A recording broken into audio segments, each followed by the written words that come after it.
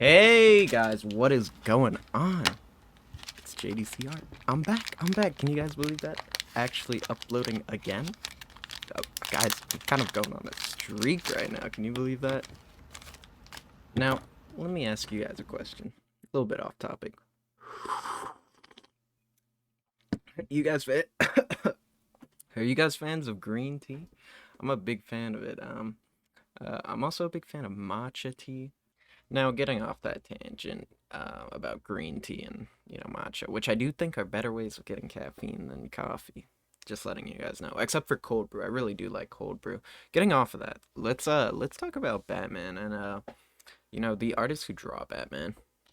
Now, guys, I'm not the most familiar with the artists who draw Batman, and really, the cause of that is just that American like comic book companies they be tossing around comic artists. They treat them like they're they're just like high school workers on McDonald's. In that there really isn't like a set artist for each comic book line. Thinking of Batman, it is because it's such a long-standing comic and it just never ends. They've had so many different people working on it. When I think of the big names that stand out, it's mainly like Jim Lee, uh, Frank Miller, and Neil Adams. Now, out of those three, I've probably seen Jim Lee's work the most, and that's for a couple reasons. For one, he's like one of the most well-respected artists of like all time. Going back to like the 90s, he was huge. Now, secondly, it's because I'm a young man, and let me tell you why that affects it. The way I get exposed to a lot of comic art is through the internet, mainly just through YouTube and posting on social media is how I really see a lot of art. Now, the reason this affects how much I know Jim Lee is because Jim Lee actually has a Twitch channel where he posts live videos of him drawing, and then you can see the video on demands on his YouTube channel. And there's a lot of good content out there. It really gives you a unique experience just seeing like how these like professional artists work. And it puts a lot of exposure on his work for younger generations just to see it. Like this guy has been big for like the 90s when people were still reading comics a lot in hand. Whereas now I think a lot more people see them online. Now, getting away from Jim Lee, Frank Miller is one of my favorite artists because the way he draws, he minimizes the lines he uses, which is, it's weird for comics because it's line art, right?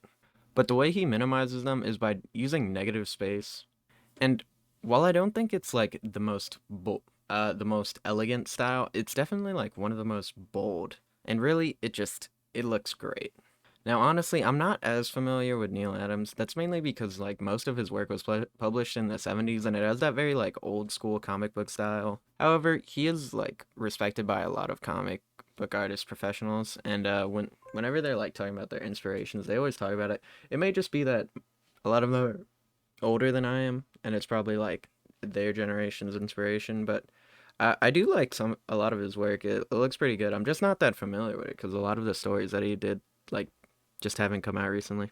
I'm pretty sure that my taste in comics is defined by like what I'm exposed to, and that's probably why manga style a lot.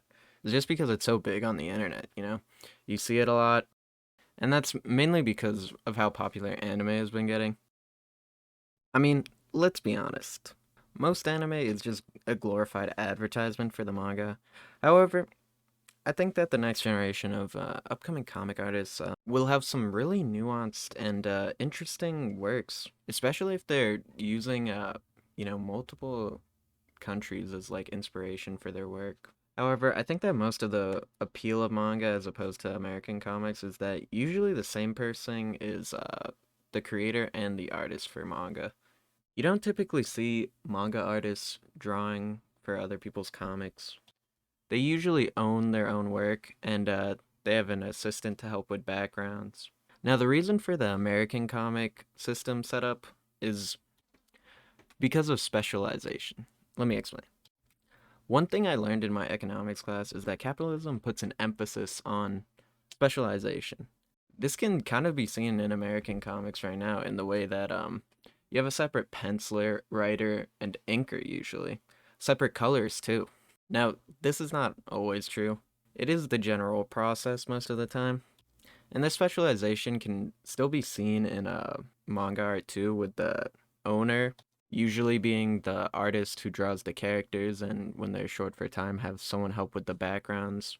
Now, I don't know if the appeal of manga can be transferred if you have someone else inking, writing, and creating and penciling the comic. You honestly, American comics sometimes they have someone else do the cover too. So I think when you have a comics get moved around a lot like that, it's less of a personal thing, which is what I think the main appeal of manga is. Now, I think most of the value that is in manga will be replicated through like drawers who own their own content and release it. Wink, wink, that might be something I'll do in the near future. Now, other artists I've seen on the internet recently is David Finch. I think he has a great channel for finding like tutorials and a lot more structured stuff like that. I will say he's a lot more consistent in terms of uploads than Jim Lee is. So if you guys want to check his channel, I really recommend that. Now I only didn't mention him before because he's not really as well known for drawing Batman as the other three I mentioned, but he's done some great work. I think he did a lot of work for Batman in like 2010 and from then on. He's also done like some Wonder Woman and some of the like more manga style I've been seeing on the internet has been from Kuzo Mari. If you guys have seen any of his stuff, he's pretty good. I like his work. I don't think he's a professional. I think he might have a self-published comic coming out soon. But anyways, I watched a lot of his stuff when I was first getting into art, and as I started getting more into it, I added to the list of people I look at. But he was probably one of the first that I started watching. Now I'm gonna talk about a little bit of the drawing process of this that I was working on. Um, so I started out doing this on just regular paper and pencil, and then on the same piece of paper I also inked the figure. But I moved on to digital for this last part with this perspective drawing. Now I could have done this traditionally, and it would have gone fine. Honestly, it could have been faster because I'm really slow at doing my sketches digitally. I just prefer doing it traditionally. I like working with a pencil for that.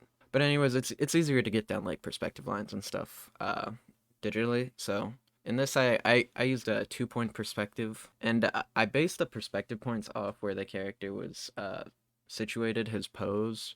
So that's where I got the perspective points. Now I could have gone for a 3 point perspective. If I was gonna do that, I would have probably drawn this figure in like a different way, looking like off the top of a building or like swinging from the side of a building or something. But he's just kind of crouched down, so I didn't think it really fit. And I'm using a lot of negative space in this drawing and then just lighting the windows. It's because I'm going for more of a nighttime scene, and I want the main source of light to be coming out of the windows.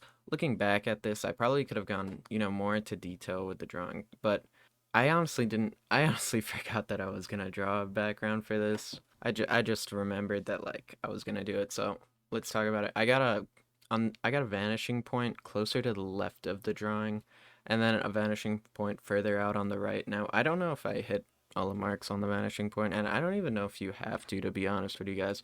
It's very draining just to put everything in perfect perspective, and it's not great for time's sake. So I think the next time I do a drawing, I'm definitely gonna use more effects. To be honest with you guys, a lot of like drawing pages with backgrounds is just like using like effects, smoke, filler, just so you don't have to like be slaving away on those buildings for hours and hours and hours. Because it can really get away from you. That's what you guys don't realize is that drawing these backgrounds is so time constraining. And you don't even know. You might waste a whole day just drawing the background. But I feel like with professional work, that's really the difference between what they're doing and what I'm doing, is that I don't, aside from skill level, is that I don't really put that much time into backgrounds and stuff like that. And I think I just gotta put more effort into it and then a little bit more practice to speed it up a little. But guys, with that being the final note, I'm about to be out of here. We're out of time. I'll see you guys next Monday. That I hit the upload date, guys. I did it. So next Monday, 5 p.m. Eastern Standard Time. I'll see you there. Make sure to like, comment, subscribe. I'm out.